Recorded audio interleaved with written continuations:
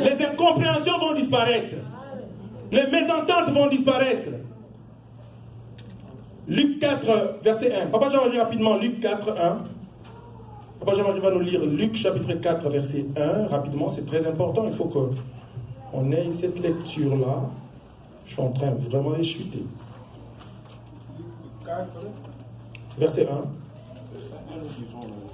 Oui.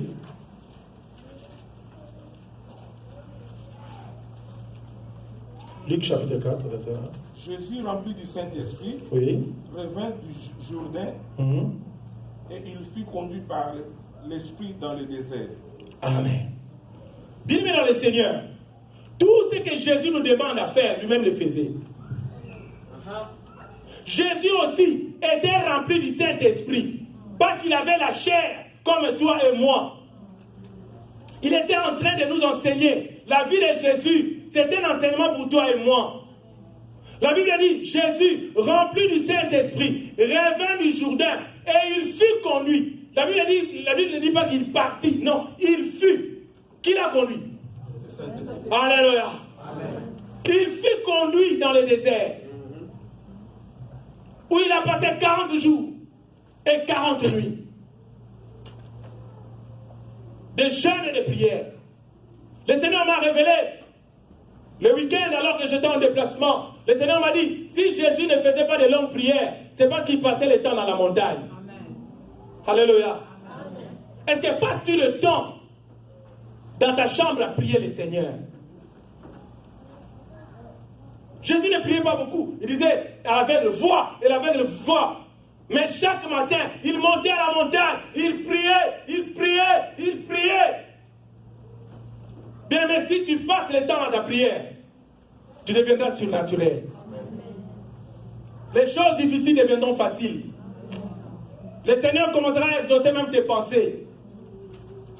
Nous constatons dans ces passages, Jésus-Christ lui-même, le Seigneur, il fut rempli du Saint-Esprit avant de commencer son ministère. Pour terminer, répondons rapidement aux deux questions suivantes que les gens se posent souvent. En tant que chrétien, vous devez savoir. Moi, je me les suis posées. Première question, pourquoi être rempli du Saint-Esprit? Pourquoi? Deuxième question, comment être rempli du Saint-Esprit? Nous allons répondre à cette question et au finir. Je serai très sommaire. Pourquoi être rempli du Saint-Esprit? Premièrement, c'est la promesse de Dieu. Vous pouvez lire ça dans Acte 1, 4, Acte 2, 39. Deuxièmement, nous sommes les temples du Saint-Esprit. Ça, c'est très important. Bien, mais tu es le temple du Saint-Esprit. Tu es la maison de Dieu. Amen. Et une maison, souvent on la nettoie. On la balaye. Tu dois balayer ta maison pour que le Saint-Esprit vienne et qu'il soit à l'aise. Si nous suivons la chair ici, bien aimé, nous ne verrons pas la gloire de Dieu. Paul a dit, ce qui était pour moi un gain, je le regarde aujourd'hui comme une perte à cause de Christ. Bien aimé, ne croyez pas que ceux qui ont servi Dieu avant n'avaient pas le corps comme toi. Tout le monde avait un corps, tout le monde avait des penchants, tout le monde avait des faiblesses. Mais ils servaient Dieu. Personne ne sert Dieu facilement. Non. Il y a des choses qu'il ne faut même pas regarder pour ne pas tomber. Alléluia. Il y a des choses qu'il ne faut même pas écouter. Moi, je me suis donné une discipline. Je n'écoute pas la musique mondaine. Je ne regarde pas n'importe quoi. Je ne pars pas n'importe où. Mais je suis heureux dans ma petite vie. Alléluia. Amen. Je vais au travail, je rentre à la maison, je pars à l'église. Ça me suffit. Amen. Je n'ai pas besoin d'aller voir des choses. Je ne suis pas venu en touriste ici à Columbus pour aller voir, c'est pas mon coin. Troisième raison, il est le consolateur. Pourquoi être rempli de Saint-Esprit? Il est le consolateur, le défenseur, l'intercesseur. Bien aimé, une portion de l'Écriture dit, alors que vous ne savez pas quoi demander à Dieu, le Saint-Esprit intercède pour vous par des soupirs inexprimables. Toute prière faite en dehors de la parole de Dieu est abomination. Alléluia. Amen. Il faut faire la prière conformément à la parole de Dieu. Alors si tu trouves que les paroles sont finies, C'est mieux. Parce que là, tu parles des merveilles de Dieu. Là, tu parles, bien-aimé, des choses célestes. Et Dieu va se plaire de ça que de dire des bêtises, excusez-moi. Quatrième chose, le Saint-Esprit transforme notre vie et développe notre personnalité. Il nous donne le fruit de l'esprit, amour, joie, paix, patience, bonté, bienveillance, fidélité, douceur, maîtrise de soi. Cinquième chose, il fait de nous des témoins de Christ. Bien-aimé, est-ce que tu es témoin de Christ? Il y a des gens pour vraiment même inviter quelqu'un à l'église. Moi j'ai béni le Seigneur, aujourd'hui j'ai invité l'apôtre, même si c'est un homme de Dieu. Mais voilà, je lui dis, frère, est-ce que tu peux venir avec moi, homme de Dieu? Il a dit, je vais prier. Si le Seigneur me convainc, je viendrai. Alléluia. Et mais apprenons à inviter les gens. Apprenons à gagner les gens au Seigneur. Ce n'est pas ce que tu manges et ce que tu dépenses comme à l'argent qui va te faire entrer au ciel. Non. C'est le fait de témoigner Christ. Amen. Il faut avoir la démagaison. La démagaison. La démagaison de prêcher la parole. Amen. Tu vois quelqu'un qui n'a pas Christ, tu partages avec lui.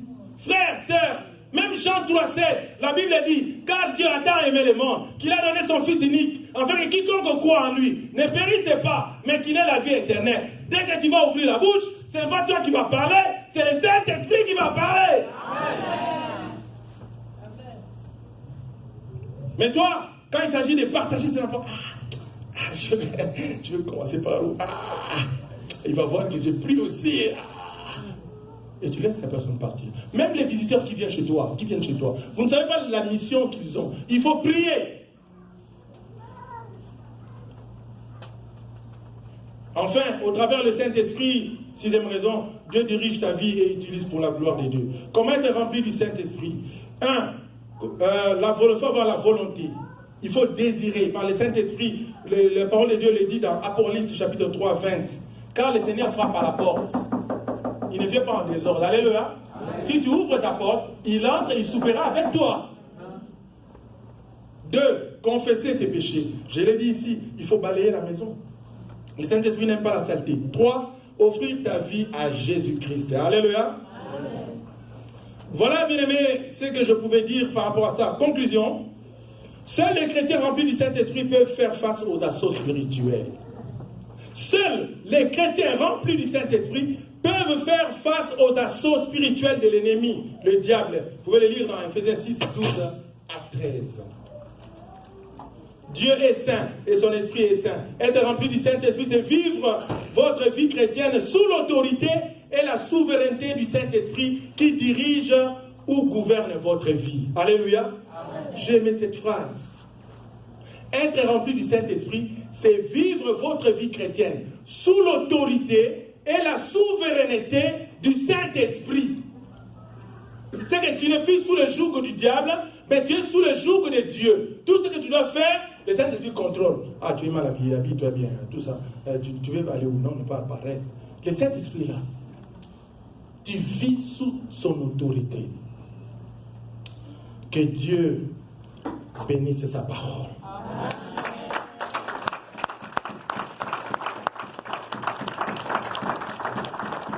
Bien aimé, je vais inviter ceux qui veulent être remplis du Saint-Esprit